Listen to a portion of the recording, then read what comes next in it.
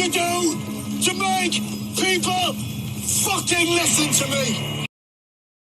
It's been 10-ish years since Avatar fans got the sequel to Avatar the Last Airbender, excluding the graphic novels. The live-action Avatar adaptation hit Netflix back in February this year, and it was definitely a show that happened. It had actors who weren't the worst possible choices, and it had some decent special effects. There might have been a story in there, but just like Netflix, let's not worry about that too much.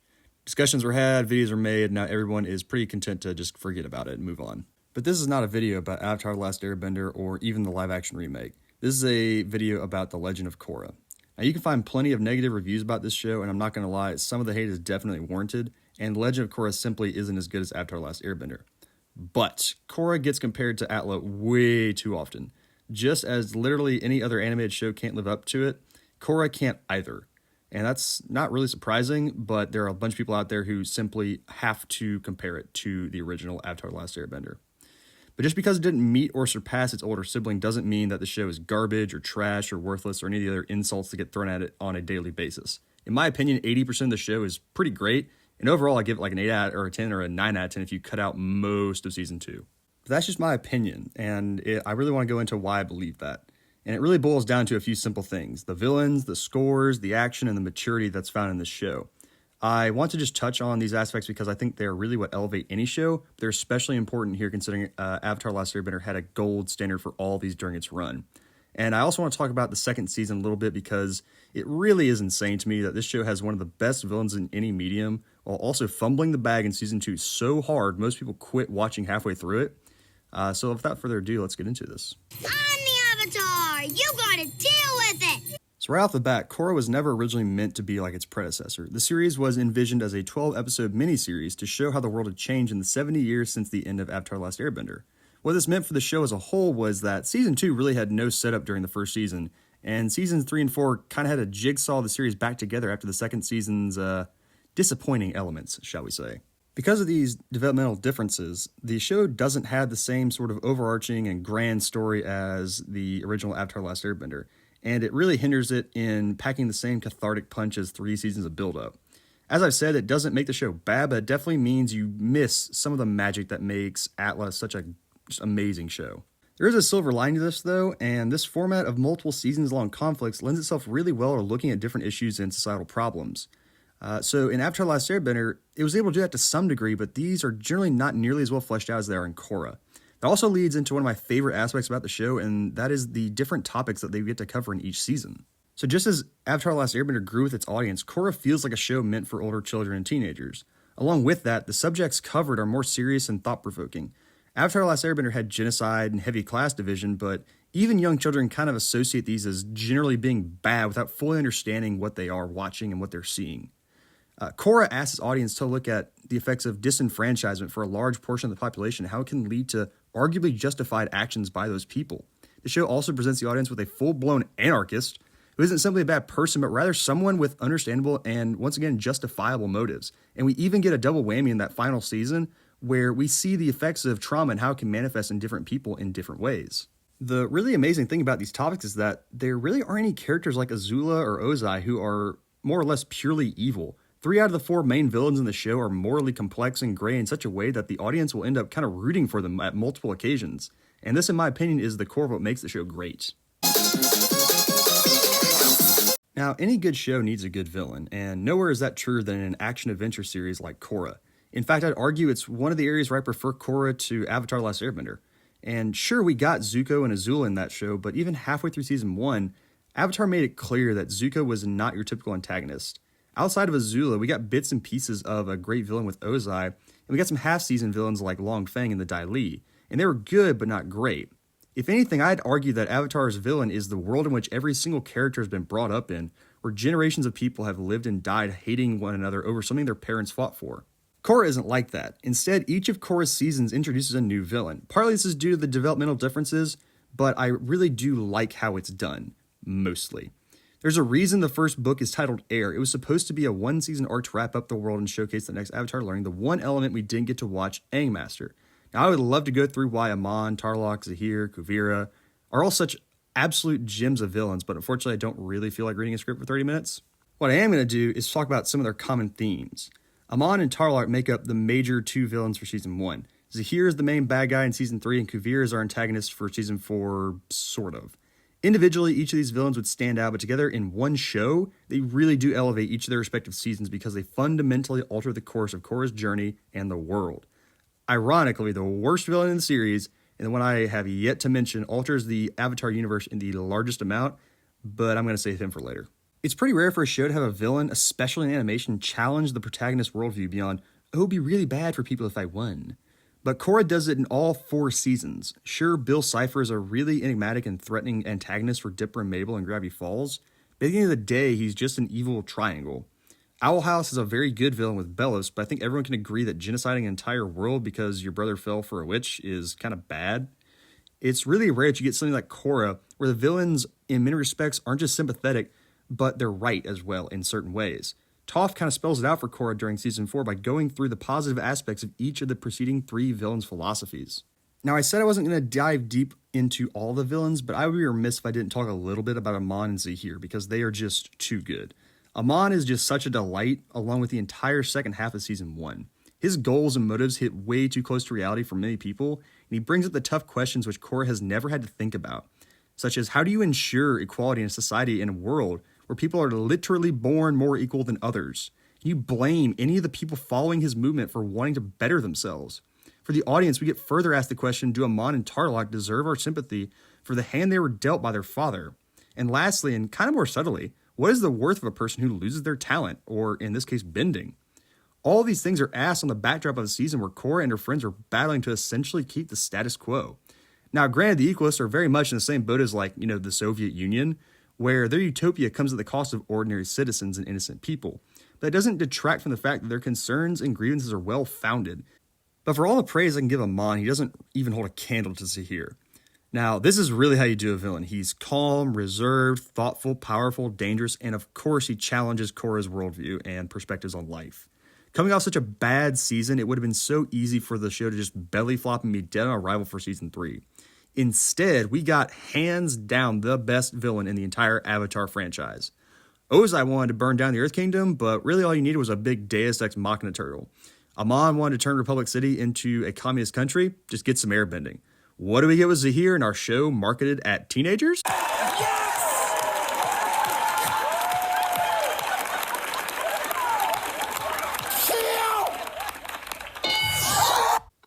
Oh yeah, we get straight up an anarchist who genuinely wants to make the world a better place by letting people live their lives however they see fit, and he wants to do this, how? By killing the goddamn Earth Queen. Over the entirety of Season 3, we slowly see Zahir and his crew getting stronger and stronger. We see his points about how screwed up the world is, and the audience gets to see that he truly believes that what he is doing is going to make the world a better place. And to top it all off, we see that Zahir isn't just an antagonist, he's a human being. He cares for the people in his little family, and in an insanely dark scene, he's able to let go of the bonds of the earth when the one thing he truly cares about is taken from him. But if nothing else, Zahir comes within a hair's breadth of winning. Another minute, and Korra and the Avatar cycle are gone forever. They may not be the biggest stakes as far as the number of people in danger, but the world at large and our main protagonists have never been in as much danger as they are in when they are confronted with Zahir. He's a 10 out of 10 perfect villain. Thankfully, though, the villains aren't the only reason the show is mostly fantastic. The new Team Avatar! Now, it's kind of telling that the new Team Avatar aren't the first thing I talk about during this entire rant. I won't lie, the good guys are substantially less interesting than the bad guys, and pretty universally perceived as worse when compared to the original Avatar series. However, just like everything else worse than Avatar about the show, it doesn't make the show bad. Korra is definitely the strongest character in the show, and that's a very good thing considering the show is The Legend of Korra. There is a very real and tangible growth for her throughout each of the seasons of this show by molding her into a better person and a better avatar. All of her major opponents challenge her ideas and worldview, and not a single one fails to have a lasting impact. This does tie into the last section, but is a very important point to show that Korra learns from them and changes herself. Her PTSD in Season 4 is particularly interesting to me, and it's vivid since it is heavily explored and presents a very real obstacle for Korra to overcome as a person internally instead of externally. Korra's close companions are fairly generic and sadly not as developed as they should be. The only kind of lone exception to this is Bolin, who does become a braver and surer person, but his core personality and being never change. He's still the slightly dim-witted but loyal comic relief for the show. Mako is tragically underdeveloped and is the butt of many jokes in the fandom for good reason. They could have easily given him an arc to become less stilted and more caring, but no, we don't have time for that. Then there's Asami, who feels like the most tangential character in the main group, in my opinion. The actions surrounding her and the ways she affects the world are always interesting and engaging, but as a person, she remains the smart and cool member of the group, and she doesn't really grow as a person. Somewhat ironically, the side characters are more interesting than the main crew. Aang's children, particularly Tenzin, voiced by J.K. Simmons, is a clear standout, as are Toph's daughters, Lin and Su-yin. But my absolute favorite has to be Varric and Zhu Li. Whoever came up with those two single-handedly made Season 2 bearable to watch, and Seasons 3 and 4 10 times better to watch. Watching Tenzin struggle to uphold the mantle as The Last Airbender is both comedic and tragic at many points, while the conflict between Lin and Su-yin is a highlight of the fantastic third season. The Varric and Zhu Li dynamic, though, is just too perfect. Varric's 1000% over-the-top eccentricity carries any scene he's in, and the comedic timing and scenarios with him and Zhu Li are arguably better than anything in Avatar the Last Airbender, outside of maybe like The Secret Tunnel and Sokka on Cactus Juice. Moving on to a couple of shorter sections before talking about, that season of the show. We start with Jeremy Zuckerman absolutely nailing it with the score for Legend of Korra. I listen to tracks like Beifong's Sacrifice, Greatest Change, or Korra Airbends at least once a week while I'm working, and those are just in the first season.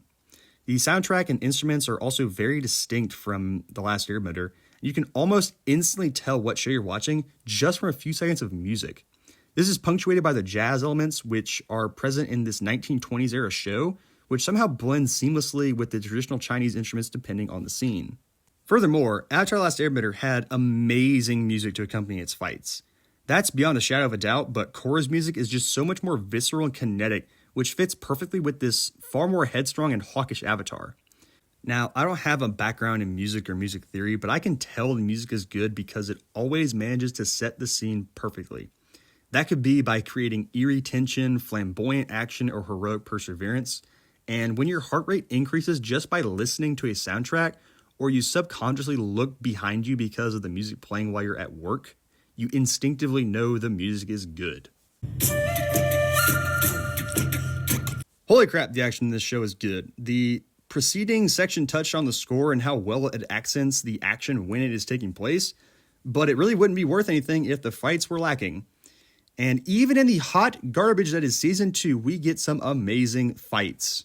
All the bending is fluid, graceful, or powerful in such a way that you can instantly tell the animation team had learned from the very, very, very few mistakes made with bending in the original Avatar show.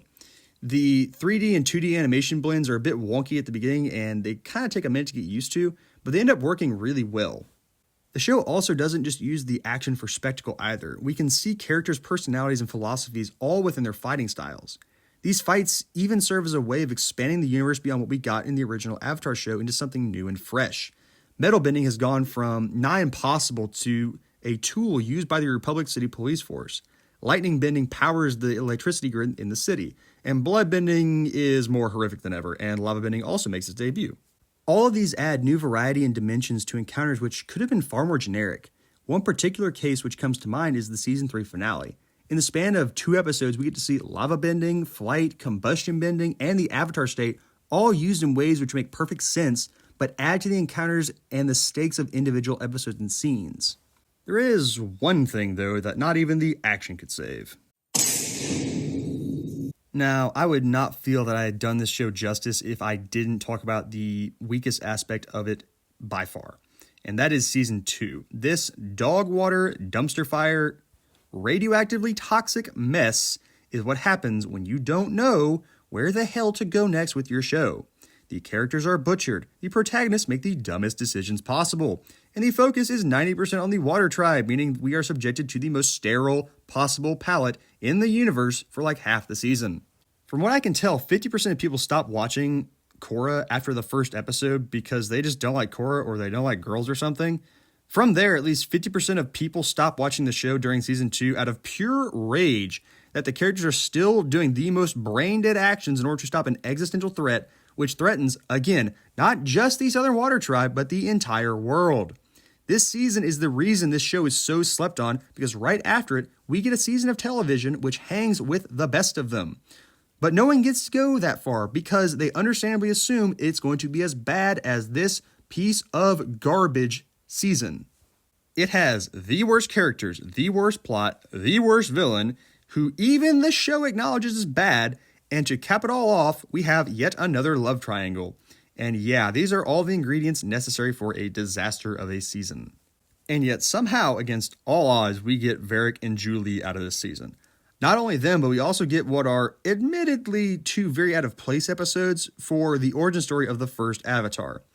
Now, discounting that these two episodes kind of jut out in the middle of the season, they are amazing, and Steven Yeun steals the show with his performance as Avatar 1.